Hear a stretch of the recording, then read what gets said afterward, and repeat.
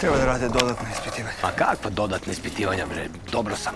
Dobro. Dobro. Znaš koji je danas dan? Ne znam. Svi živi su ga pregledali, niko ne zna šta mu je. Rekao je da morate ide na dodatne ispitivanje, spominjao je čak i magnet. Ja mislim da oni misle da je to neka retka bolest.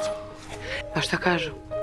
Pa sad će neka dodatna ispitivanja, pa ko zna koliko će to da traje. Dobro razumem, nego kakva je bolest? Neizlečiva, Milina. Neizlečiva. Jao, Bože, samo je važno, Žiko moj, da ostaneš vedar, jel znaš? Slažem se. Lepo kaže naš narod, ako hoćeš da budeš zdrav, nemoj da ideš kod lekara. Evo rezultati. Daj mi.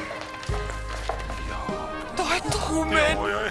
Ajde, brate, kaži. Sve je u redu. Ne baš Sve je u redu. Baš je sve u redu.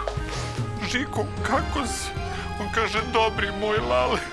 Dobro sam, ne brinite se, uvek je volao sve da drži za sebe. Imam neki osjećaj da bi ih izneverio ako sam zdrav.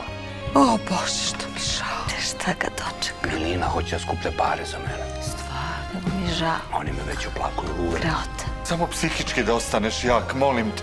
I da posmatraš sve ovo holistički. Kao celinu, nemoj kao pojedinačne delove.